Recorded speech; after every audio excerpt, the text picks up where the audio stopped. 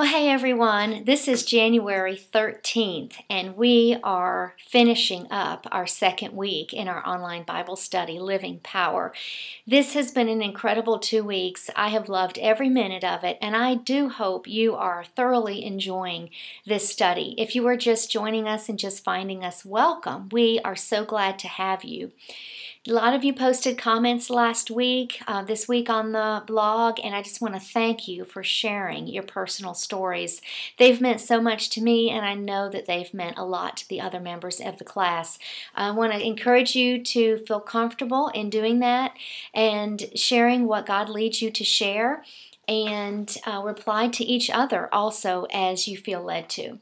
I want you to know that I am praying for you throughout this study, and I covet your prayers for me and for the Bible study. Just thank you so much for your support of this ministry, and I just pray that you are blessed in coming every day and listening to the videos and blessed by your readings.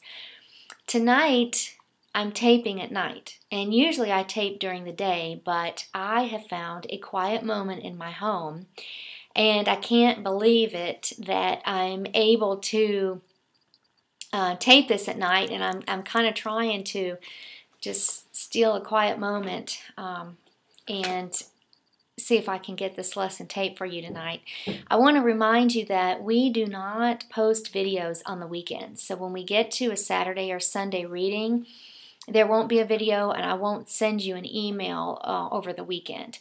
The next one will be Monday, but you do need to continue in your readings. We do stick to the schedule in our one-year chronological Bible, but you just read those weekend readings independently. Now, my husband asked me recently, well, how many are in the Bible study? And I told him, well, about 90, and that I was so excited with that number. It's just exceeded my expectations. I'm so happy. And he said, well, honey, I'm going to give you a goal.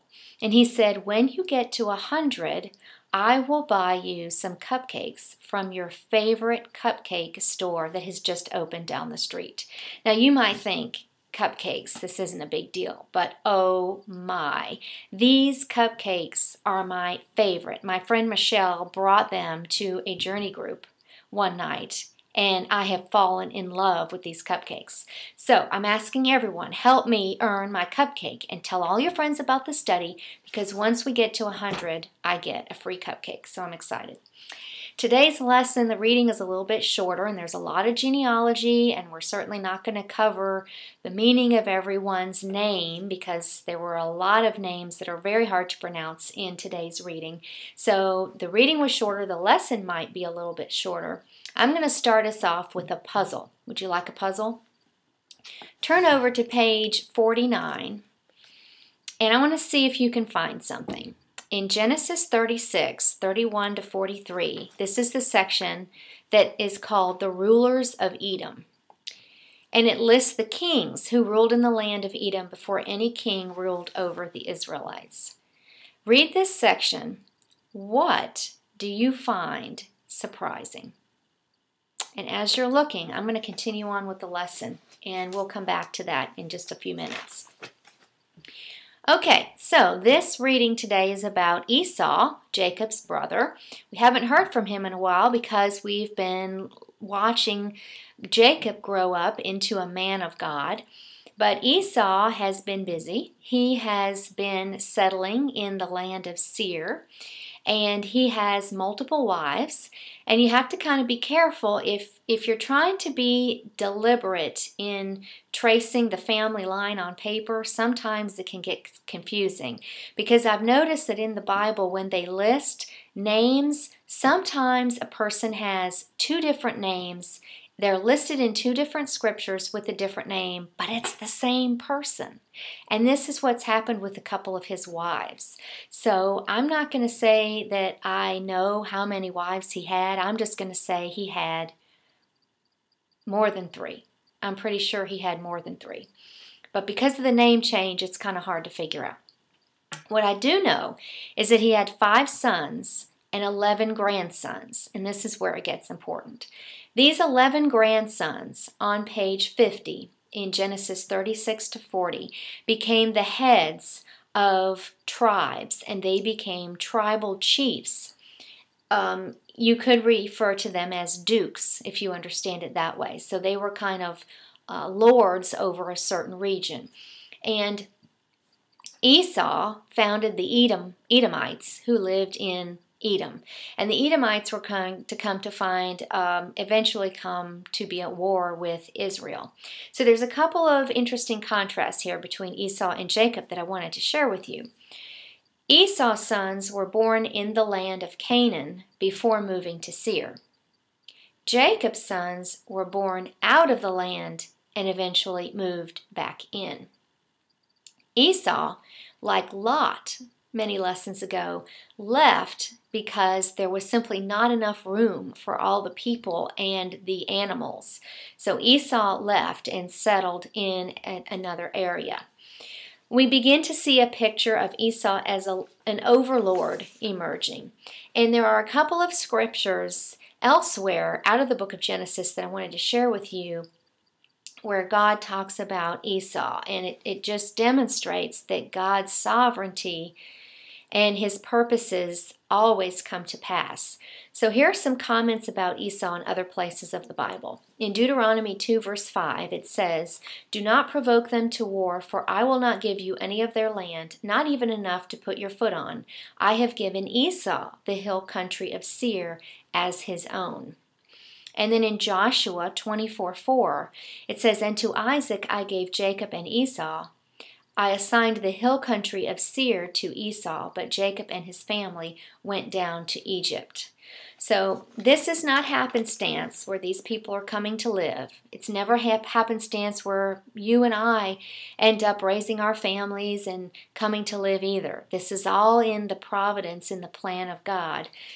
God has laid the boundaries for his people Israel, and he has given a spot of land for these people, the Edomites. Now, the original people of Edom were probably defeated by Esau's descendants. And then on page 49, let's go back to the puzzle and see if you have figured out this puzzle.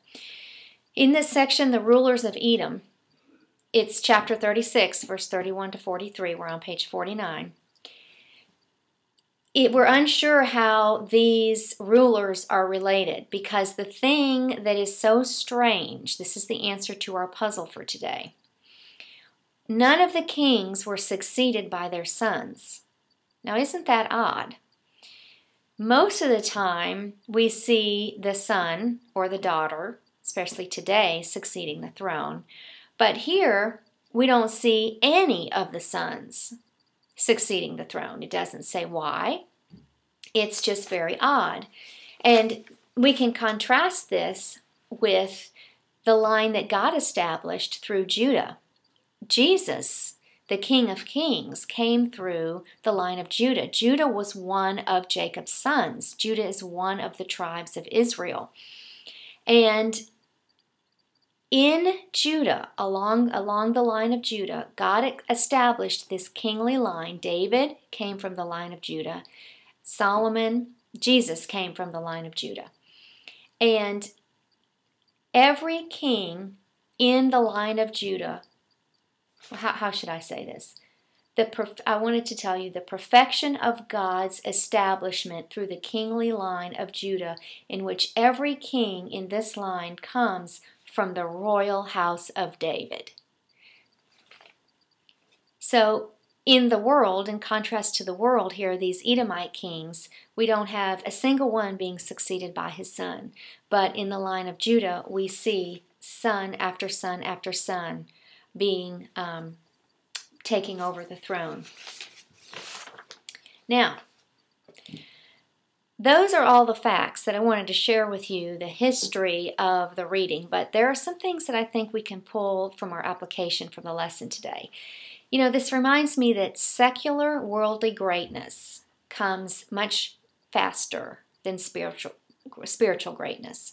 You know, it takes time to mold character. It takes time to change a person's heart. And certainly possessions are to be handled with good stewardship. And our families are to be taken care of as best we know how. But how much time do you spend cultivating a heart of God? You know, in the Psalms it says that deceit lives in our heart. And with the help of the Holy Spirit, we have to get it out of there. We have to get deceit out of our heart. And this is Caesar. He's my cat, and he may as well say hi. This is Caesar. Say hi, Caesar. And he wanted to come up and say hello, but I need to get him out of here so we can finish our lesson today. A heart bent on serving itself simply cannot please the Lord, and it will not be effective in sharing that love with others. Caesar's back again. Our purpose is to love God and to love people, the two greatest commandments. And I think in these last lessons we've seen Abraham, a man of faith, careful to obey God. We've seen Isaac, who was obedient to his father almost until death. And then Jacob, the recipient of the covenant, through whom God will build a nation and God will call his people. What did all three of these great patriarchs have in common? They had a faith in God, and that was why God called them righteous, because they had a right relationship with the Lord through faith. Next time, we're going to meet another great man of God. His name is Joseph, and he gets into real trouble. He is one of my favorite characters.